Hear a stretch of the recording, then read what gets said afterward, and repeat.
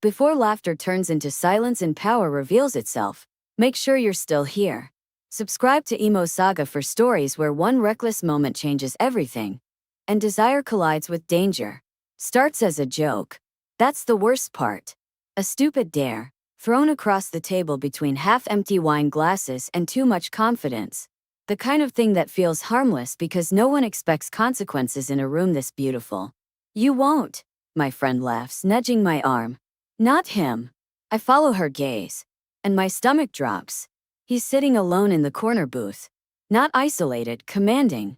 The restaurant bends around him in a way that's hard to explain. Servers pass without interrupting. Conversations lower as they drift too close. Even the music seems quieter in that section of the room. He's dressed simply.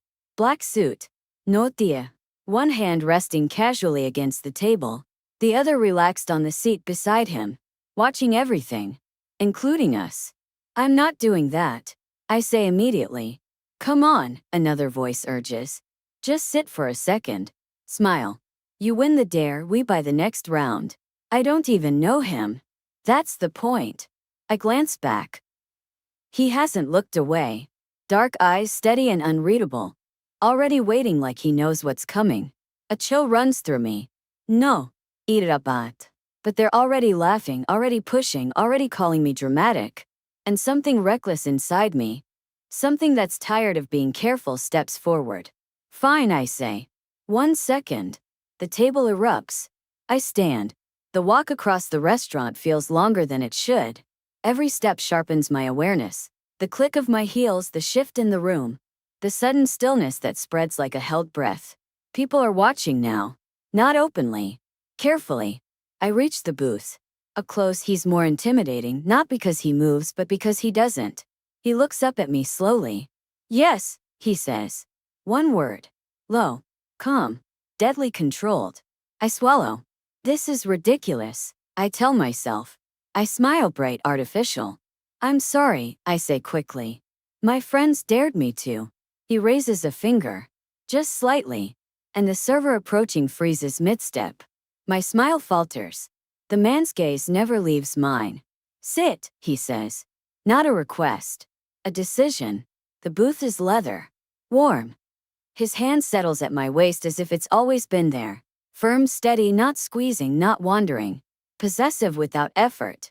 I realize too late that I'm not sitting beside him. I'm on his lap. And the restaurant has gone completely silent. I laugh nervously. Okay, dare completed. I try to stand. His hand tightens. Not rough. Inescapable.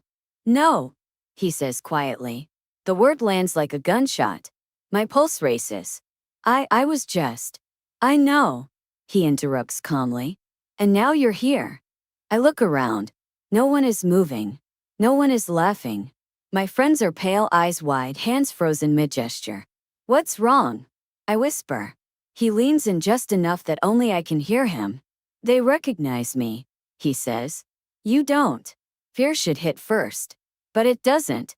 What hits is awareness. The heat of his body beneath me. The way his thumb presses lightly against my hip, grounding, deliberate. The unmistakable tension in the room. Respect, not curiosity. Let me go, I murmur. He studies my face. You sat on my lap, he says evenly. In my restaurant. My breath stutters. Your restaurant. A faint smile touches his lips. One of them. Feel dizzy. I didn't know, I say quickly. I know, he replies. That's why you're still breathing. The words are soft. Not threatening. That's worse. His gaze flicks briefly to my friends. They flinch. Your friends, he says to me, are done for the night. One of them opens her mouth. A man in a dark suit appears beside our table like he materialized from the air. They'll be escorted out, the man says. No, he blurted. This was my fault. The man beneath me looks back at me. Exactly, he agrees. The booth shifts slightly as he adjusts his posture. I feel it everywhere. My heart pounds so loudly I'm sure he can feel it too. You can stand now, he says. Ido. Kerfeli. Sheikuri. The second I move away, the warmth disappears, leaving something sharp behind. Loss. which makes no sense at all. He stands as well. Tall. Imposing. The entire restaurant seems to shrink in his presence. I'll apologize, I say quickly. I didn't mean any disrespect. I'm not offended, he replies. That's worse than anger. I'm interested. My throat tightens. In what? In why you didn't freeze, he says. Most people do. I almost did. But you didn't. He steps closer. Not touching. Invading. You sat like you belonged there, he continues. Like you weren't afraid. I force myself to meet his gaze. I was afraid, I admit. Good, he says softly. Fear keeps people honest. The restaurant begins to breathe again. Music resumes low cautious. My friends are gone. I'm alone with him. You should leave, I say. He shakes his head once. No. I don't belong here. His eyes flick over me slowly. You don't belong to here, he corrects. That's different. A server approaches hesitantly. Yes, sir. Clear the booth, he says. And bring us wine. I blink. Us. He looks at me. You started this, he says. Now you finish it. My legs feel weak. I didn't agree to. You agreed when you sat down, he replies. But don't worry. He leans in again. I won't touch you unless you ask. That promise is more dangerous than a threat. I hesitate. Every instinct screams to run. Every other instinct, traitorous, curious, keeps me rooted. What's your name? I ask. A pause. Then. You don't ask that first. Then what do I ask? He studies me like a man deciding whether to keep something he never planned to acquire. You ask, he says quietly, whether you want to leave. The room holds its breath. I think of the way everyone froze. Of the power wrapped around him like a second skin. Of the way his hand felt steady instead of cruel. I should go, I whisper. Yes, he agrees. I don't move. His lips curve faintly. There it is, he says. The choice. Somewhere deep inside, something irreversible shifts. Because I realize, this wasn't a dare. It was an invitation. And I don't yet know what saying no would cost me. The booth is cleared in minutes. Not rushed. Not questioned. The entire restaurant moves around us like we're the still point everything else orbits. Chairs scrape quietly. Glasses are removed. A soft murmur returns, but it's careful now, measured, restrained. I remain standing where I am. He sits again, unbothered, one arm draped along the back of the booth where I was just moments ago. You're shaking, he observes. I sat on a stranger's lap in front of 50 people, I say tightly. I think I'm allowed. A faint curve touches his mouth. You're allowed more than you think. The wine arrives. Expensive. Red. Poured carefully. The server doesn't ask if I want a glass. He already knows the answer. Sit, the man says again, not commandingly this time. Inviting. I hesitate. I said I wouldn't touch you, he adds calmly. Unless you asked. And if I don't sit? He considers that. Then you leave, he says. And this becomes a story you tell once and never again. The way he says never again doesn't feel like a threat. Feels like a fact. I slide into the booth. This time beside him. Not on his lap. Progress. He doesn't move closer. Doesn't crowd me. Just watches, patient, attentive, dangerous in the way only men who don't need to rush ever are. You should know something, he says quietly. What? I don't punish curiosity, he continues. I punish disrespect. I swallow. And which was I? His gaze drifts over my face, slow and deliberate. Neither, he says. You were bold.